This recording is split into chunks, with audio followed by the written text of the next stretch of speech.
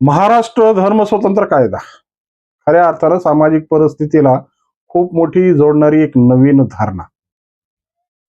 मित्रांनो, खऱ्या अर्थानं या सामाजिक परिस्थितीची जेव्हा चर्चा केली जाते तर खऱ्या अर्थानं ज्या पद्धतीने धर्मांतरांचं जे सावट आहे किंवा जे धर्मांतराचं एक वेड सामाजिक परिस्थितीमध्ये आम्हाला जास्त प्रमाणात दिसू लागलंय ना, त्याच्या नाकात येसन घालण्यासाठी शासनाने उचललेलं हे पाऊल.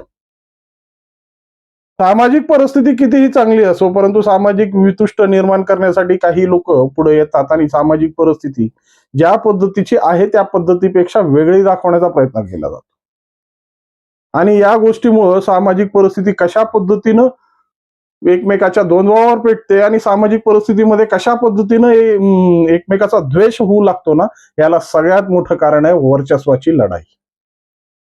या वर्चस्वाच्या लढाईमुळे अनेक प्रश्न आमच्या समोर थैमान घालतायत. अनेक प्रश्नांना आजही सोडवण्यासाठी काय करावं ह्याची कल्पना सुचत नाहीये.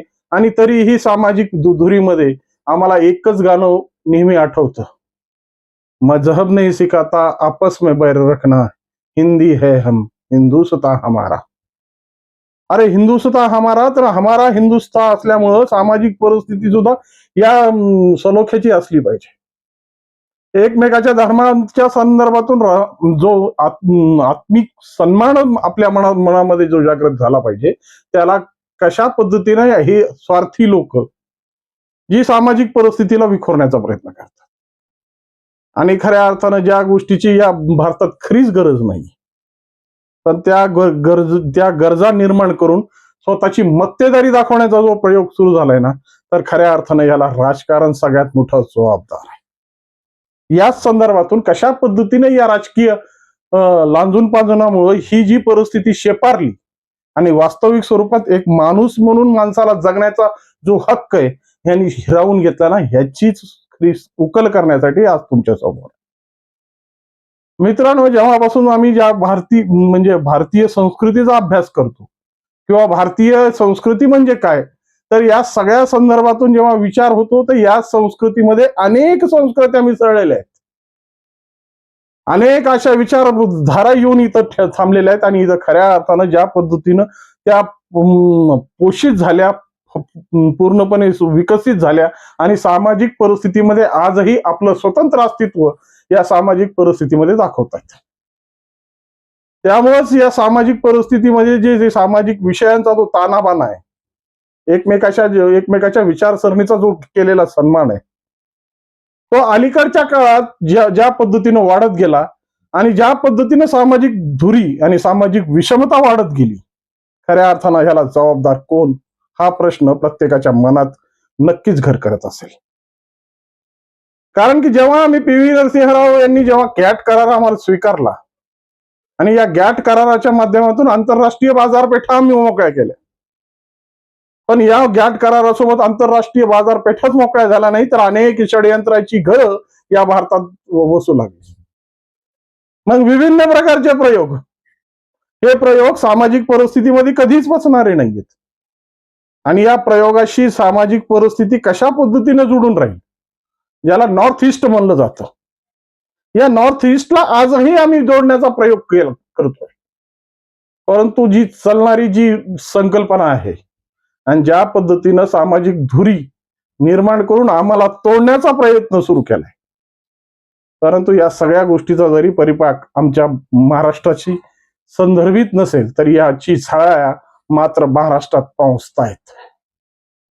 ज्या पद्धतीनं मागच्या महिनाभराच्या दशकामध्ये अनेक घटना पटलावर आल्यात, ज्या पद्धतीनं लव जिहादचा संदर्भ आमच्या डोक्यावर छाया नाचू लागला आणि बिभवन आणि सायली सुर्वे ही दोन घटना सामाजिक परिस्थितीमध्ये खऱ्या अर्थानं बेचैन करणाऱ्या घटना होत्या. गोपीचंद पडळकर, संग्राम जगताप यासारखी अग्रसरणीय, नितीश राणे, निलेश राणे यांच्यासारखे अनेक कार्यकर्ते सामाजिक धुरीमध्ये यासाठी उतरलेले. पण परिस्थिती कशी आहे आणि ह्या परिस्थितीमध्ये यांना का उतरावं लागलं याचा विचार आजपर्यंत कुणीच केलेला नाहीये. फक्त नावाने ठोठो बमलायचं आणि सामाजिक परिस्थितीमध्ये हे कशा पद्धतीने विष कालवतायत यासाठी सामाजिक परिस्थिती दाखवायची, अशा पद्धतीचे प्रयोग या राजकारण्यांनी नेहमी करून ठेवले. लालसा आहे फक्त ती तुटपुंज्या मतांची, जी मतं खऱ्या अर्थानं आज त्यांच्यापासून हिरावली गेलेली आहेत, त्यांच्या पदरात कधीच पडणार नाहीत. तरी प्रयत्न आहे. आणि ज्या पद्धतीने हे महाराष्ट्र धर्मस्वतंत्र कायदा जो आज अंमलात आलाय आणि सामाजिक परिस्थितीमध्ये ज्या चाकुरीमध्ये हा कायदा समाज पटलावर ठेवण्यात आलाय, खऱ्या अर्थानं ह्या ठेवलेल्या कायद्याच्या माध्यमातून तरी ही स्पर्धा तुटावी. कारण की धर्म परिवर्तन करण्याची गरज का पडते आणि सामाजिक परिस्थिती म्हणजे धर्म परिवर्तन करण्याच्या मागे एवढे मोठे षडयंत्र का रचले जातात, ह्याचं उत्तर खऱ्या अर्थानं शोधलं पाहिजे. आणि हे सहजपणे तुमच्या आमच्या लक्षात सहज येईल. वर्चस्वाची लढाई, एकमेकाला हीन दाखवण्याचा प्रयोग, सामाजिक परिस्थितीमध्ये प्रयोग वेगवेगळे करून स्वतःची मक्तेदारी स्थापित करण्याचा प्रयोग, असे अनेक कारणं मिळतील. पण खऱ्या अर्थानं हे पाऊल उचलल्यानंतर ज्या पद्धतीने एकाच धर्माला याला साचेबंद करण्यात नाही आलं, प्रत्येक धर्मासाठी लावलेली ही चाकोरी आहे, त्याच्यात कोणीही असो सोडलं जाणार नाही. परंतु टाहो मात्र फोडायचा, जिथं षडयंत्र निर्माण होतं तिथं टाहो फोडला जातो. ज्या ठिकाणी षडयंत्र नाहीत त्या ठिकाणी कशाची भीती, आणि भीती बाळगण्याची गरजही नाही ना. परंतु कसं असतं, जेव्हा आपल्या मनात एखादं षडयंत्र जर निर्माण होत असेल आणि एखाद्या षडयंत्राच्या माध्यमातून आपला एजेंडा या पद्धतीने चालणारा एजेंड्याला कुठेतरी धुडमूस बसत असेल, तर खऱ्या अर्थानं टाहो फोडला जाणार आहे. आणि मग राहिलं ते संविधान नावाचं पुस्तक, जे आमच्या जीवनाला एक परिकल्पना देण्यासाठी, आमच्या जीवनाची आकार बांधणी करण्यासाठी, आम्हाला जीवनाची परिस्थिती शिकवण्यासाठी आणि या राज्याशी आम्ही कशा पद्धतीनं एकनिष्ठ राहावं याची ज्ञात करून देणारी ती पुस्तक खऱ्या अर्थानं स्वतःच्या मतलबासाठी कशा पद्धतीने वापरलं जातं हे आज आम्ही सर्रास पद्धतीने बघतोय. त्याच्यावर स्वतंत्र विषय करायचा आहे. परंतु या सगळ्या गोष्टींचा विचार केला तर आमच्या हातात काय लागतं, तर फक्त एक परिस्थितीमध्ये ना सर्वसामान्य माणूस जो भयभीत आहे, सर्वसामान्य माणसाला ज्या पद्धतीने सामाजिक परिस्थितीमध्ये आज तो कोंडला गेलाय, त्याचं सगळ्यात मोठं कारण आहे या राजकारण्यांनी केलेले वेगवेगळे षडयंत्र. जेव्हा हा कायदा खऱ्या अर्थानं विधानसभेत आला किंवा सभागृहात आला, त्यावेळेस एका मुखानं सगळ्यांनी याला समर्थन दिलं पाहिजे होतं. कारण की याच्यावर धर्मविशेषासाठी, कोणत्या धर्मविशेषासाठी काही प्रयोग नव्हते. पण ते मताचं राजकारण आणि मताचं लांजून पांजून करण्यासाठी ज्या पद्धतीच्या कवायती करण्यात येतात त्या पद्धतीच्या कवायती सदनात झाल्या. प्रत्येक जण आम्ही कशा पद्धतीने तुमचे हितकर आहोत हे दाखवण्यासाठी काही पक्षांनी ज्या पद्धतीच्या भूमिका घेतल्या ना, खऱ्या अर्थानं त्या भूमिकाच या देशासाठी खूप मोठ्या घातक आहेत. धर्मनिरपेक्ष म्हणून आम्ही जेव्हा वावरतो, धर्मनिरपेक्षची भूमिका मांडतो, तर खऱ्या अर्थानं आम्ही धर्मनिरपेक्ष पद्धतीनेच चाललं पाहिजे. आणि प्रेम म्हणजे काय असतो?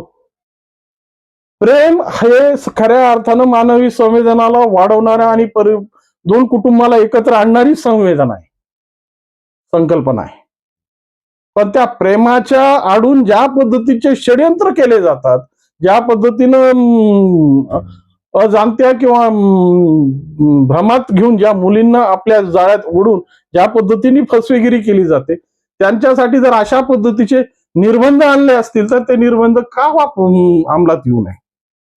आणि अशा पद्धतीनं जर सामाजिक परिस्थितीला एक नवी चालना देऊन अशा पद्धतीच्या षडयंत्र काढणाऱ्यांना नाकात येसनी पडत असतील आणि त्यांच्या या येसनीमुळे त्यांच्या नाकातून जर रक्त पडत असेल ना, तर ते रक्त पडणं गरजेचं आहे. कारण की सामाजिक धुरी आणि सामाजिक परिस्थिती ही या येसनीवरच आधारित आहे. ज्या पद्धतीने प्रत्येक भारतीयाला ज्ञान होण्यासाठी आम्ही संविधान नावाच्या ज्या आमच्या चाकुरीला समोर ठेवलंय आणि संविधानाने सांगितलेले सगळे आचरण आम्हाला अंमलात आणून आमची सामाजिक परिस्थिती जोडण्यासाठी आम्ही वचनबद्ध आहोत. त्या पद्धतीने प्रत्येकाने या संविधानाच्या चाकुरीमध्येच वागलं पाहिजे. संविधानाने अधिकार दिले म्हणून त्याचा गैरवापर करून स्वतःची मक्तेदारी करून सामाजिक परिस्थिती जर लयाला घालण्याचा प्रयत्न करत असतात, तर खऱ्या अर्थानं हे भारतीय परिस्थितीशी कुठंही हितकारक ठरणार नाही. त्यामुळं ज्या परिस्थितीमध्ये आणि ज्या मातीशी आम्ही जोडल्या गेलोय, ज्या मातीनं आम्हाला संवर्धन आणि विकसित केलंय आणि आम्हाला खऱ्या अर्थानं मूळ स्रोतात आमची परिस्थिती जगण्यासाठी ज्या पद्धतीच्या मुभा दिल्या आहेत ना, त्या मातीचे कृतज्ञता वापरण्यासाठी खऱ्या अर्थानं आम्ही उत्सुक असलो पाहिजे. पण खऱ्या अर्थानं ही जी परिस्थिती आणून ठेवली आणि या परिस्थितीमुळं अशा पद्धतीचे धर्मस्वतंत्र कायदे अंमलात आणावे लागतायत, हीच खऱ्या अर्थानं आज या मातीशी केलेली प्रतारणा आहे. कारण की कायदे हे तुम्ही नीट वागत नाहीत, तुम्ही सामाजिक परिस्थिती लयाला घालण्यासाठी तुमचे प्रयत्न सुरू आहेत, यासाठीच कायदे केले जातात. आणि हे कायदे खऱ्या अर्थानं तुमचे स्वच्छ आणि सामाजिक परिस्थितीसाठी जर तुमची एकरूपता असेल ना, तर असे कायदे करण्याची गरज पडत नव्हती. पण ते करण्यासाठी प्रवृत्त करणारे हे असे स्वार्थी आणि निलाजरे लोक सामाजिक परिस्थितीमध्ये अशी धुळी माजून सामाजिक परिस्थितीला कशा पद्धतीनं वाताहतीला न्यायचंय याचे प्रयोग जोपर्यंत थांबणार नाही, तोपर्यंत असे कायदे करून सामाजिक परिस्थिती आटोक्यात आणणं हे खऱ्या अर्थानं शासनाचं परम कर्तव्य आहे. आणि या कर्तव्याच्या माध्यमातूनच सामाजिक परिस्थिती खऱ्या अर्थानं या देशासाठी सुखरूप राहील. त्यासाठी या घेतलेल्या कायद्याचं, या मंत्रिमंडळाचं किंवा या सरकारचं खूप खूप अभिनंदन. आणि सामाजिक परिस्थिती जपण्यासाठी आम्ही, तुम्ही आणि सगळेजणच हे एकरूप होऊन या गोष्टीला रोखण्यासाठी खूप सज्ज होणं गरजेचं आहे. याबद्दल तुमच्या मनात काय वाटतं आणि या संदर्भात तुमच्या मनात काही प्रश्न असतील किंवा तुम्हाला काही सूचना असतील तर 100% कॉमेंट्सच्या माध्यमातून कळवा. आणि व्हिडिओ आवडला असेल तर लाईक आणि शेअर आणि सबस्क्राईब करायला विसरू नका. नमस्कार.